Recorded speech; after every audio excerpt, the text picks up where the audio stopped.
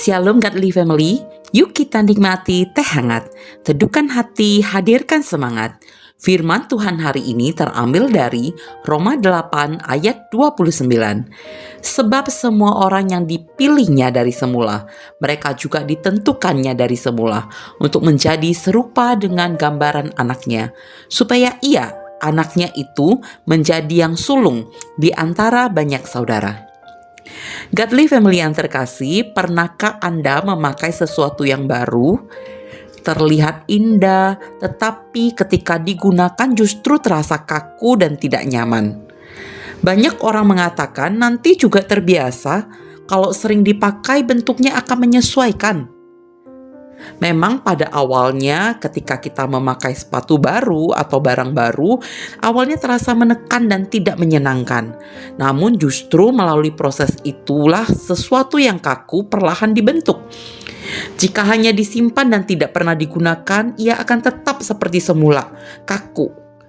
Perlahan terjadi perubahan ketika ada keberanian untuk memakai, untuk melangkah, dan untuk berjalan.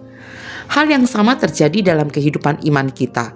Pembentukan itu bukan ketika kita memilih diam di zona nyaman, tetapi ketika kita mau taat melangkah, meski belum sepenuhnya nyaman, meski terasa masih sakit. Firman Tuhan mengingatkan bahwa hidup orang percaya tidak berhenti pada keselamatan. Setelah selamat, kita dipanggil untuk mengalami perubahan, untuk semakin hari semakin menyerupai Kristus.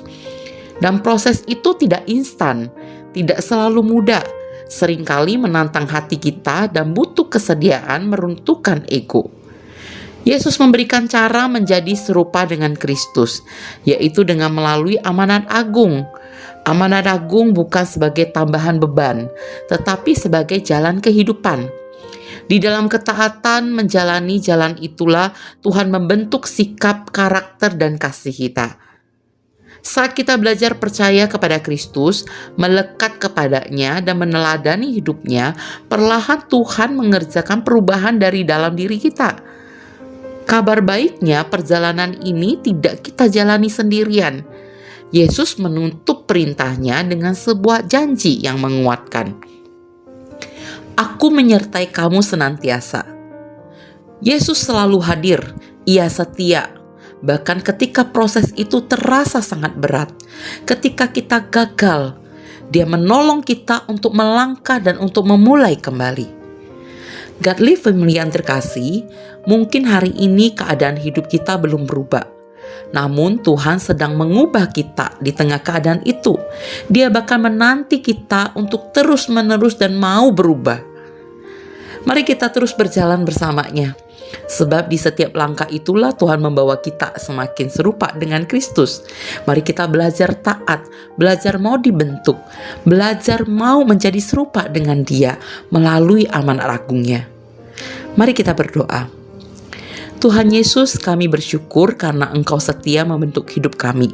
Tolong kami untuk taat melangkah bersama-Mu, meski jalannya tidak selalu nyaman. Ubah hati kami agar hidup kami semakin mencerminkan Engkau. Dalam nama Tuhan Yesus kami berdoa. Amin.